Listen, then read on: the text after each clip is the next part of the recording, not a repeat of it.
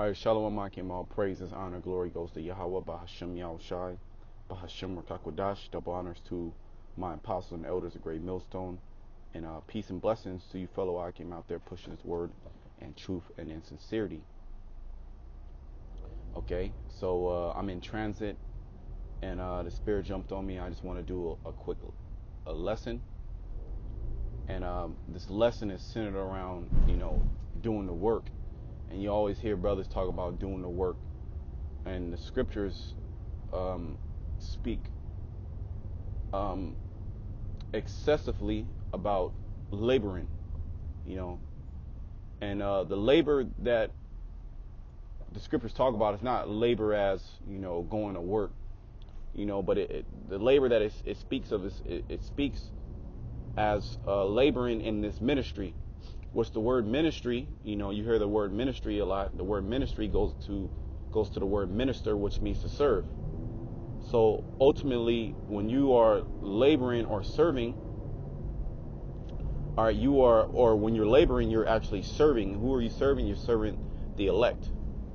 All right, because we are set up to be the spokesman of Yahweh Shema Shai, his mouthpiece, and to show the world, show our people, the things that are going to surely come to pass on the planet Earth, as destruction, death, famines, all these things. We are supposed to warn the people, and we warn that by actually laboring, toiling ourselves in the scriptures.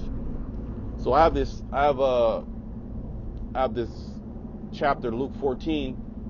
And I want to go into this parable real quick. So let me just go into the parable, and then I'm going to elaborate. This is Luke 14, and I'll start at 16. It says, "Then said he unto him, A certain man made a great supper and bade many, and sent his servants at supper time to say unto them that were bidden, Come, for all things are now ready." And a lot of these parables a lot of these parables speak about symbolically or parabolically about the kingdom of heaven and about laboring. That's why the disciples, they asked the Lord, like, Lord, why are you speaking to the people in parables? And what did he tell them? He said, it's because it is given unto you to know the mysteries of the kingdom of heaven, but unto them it is not given. Meaning this has to be these words that Yahweh Shai was speaking, and the words that we are speaking. We're breaking down the parables now. They're only selected for a small group of people. All right, and you have to be an Israelite. The elect are the only ones who are going to be able to understand these words. All right, so these parables come out, and the elect are the only ones that are going to take action, and that's kind of the basis of this lesson, is about taking action and not making excuses. Because we can make excuses about anything in life. All right, we can play the victim card. All right, we've been the victim. We actually are the victim in this case. But ultimately, when you really understand the secrets of Yahweh Shema Shai, you understand that that we are accountable for our actions, and we can no longer play the victim card. All right. It says, and they all with one consent began to make excuse. So Yahweh Shai bid them to the supper, which means the kingdom of heaven is knowledge, wisdom, and understanding. But you have men that began to what? They began to make excuses. Let me look at this word excuse in the blue letter real quick. And then everything's on fly. We're just I'm doing an on fly lesson, so everything's just going to be in the spirit. Let's see. It says the word excuse is paritiomai. If I'm pronouncing that, it says to ask alongside, to beg, to have one near, to refuse, to decline, to shun, to avoid, avert displeasure by entreaty, to beg pardon. All right, to excuse. So the Lord, he's calling out via his prophets, via this word, meaning He set men up to go out and teach you this word. And he called all these Israelite men to come to get this knowledge. And you have a lot of Israelites that make excuses why they can't teach. Whether their situation, hey man, look, we all have bad situations. None of our situations are good. We all have to make a sacrifice. We all had to make a sacrifice, and that's essentially what Yahweh Shema Shahi wants you to do, is make a sacrifice, right? The scriptures talk about your bodies being a living sacrifice.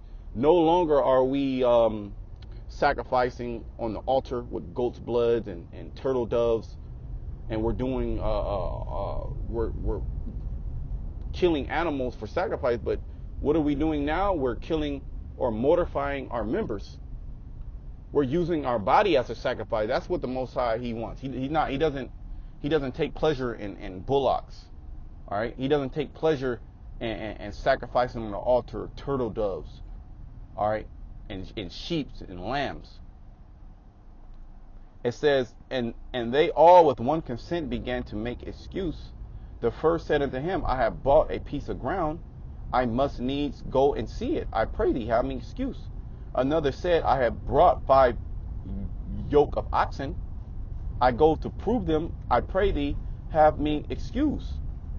Another said, I have married a wife, and therefore I cannot come.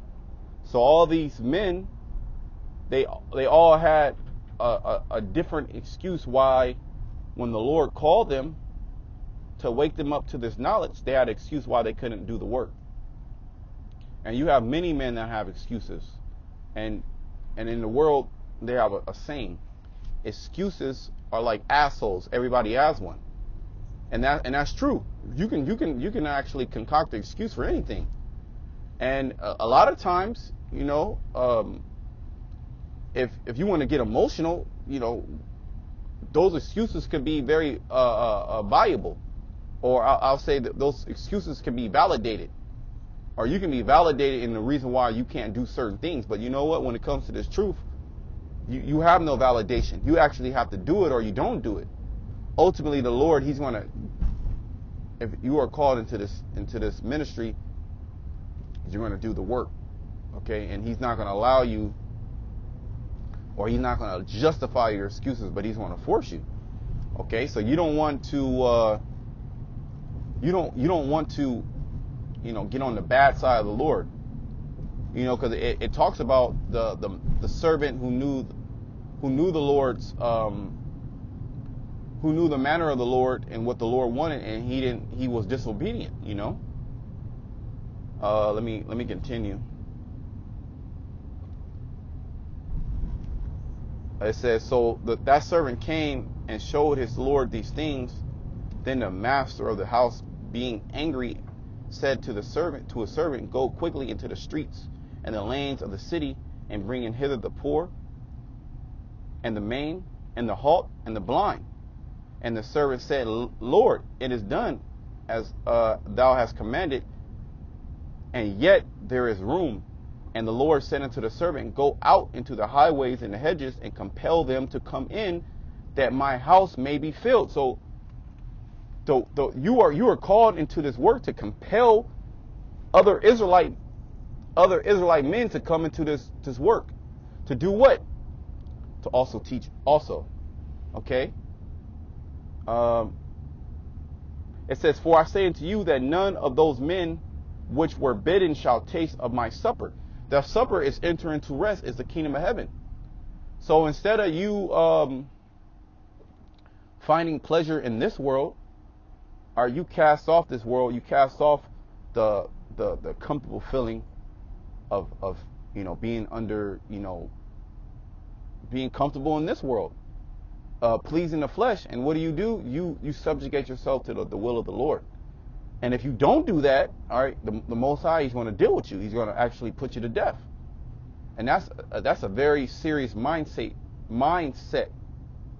to understand. All right, the scriptures talk about the Lord being a man of war. All right, and we know that the Lord, He's a man of business, and He's a man of a prophet. All right, because of a man of business, he doesn't go into business unless he sees that there's a profit margin. all right, to be made. All right. When you go into any type of particular business, you already run the numbers through your head. All right, I'm gonna make this amount of money, or this business model has this amount of growth. So the Most High, he's always looking for growth. So he's called certain men into this, and what did they do? They made excuse. So you don't want to be that man that has made that excuse. Or you know what the scriptures talk about? Let me bring out that scripture. How if you deny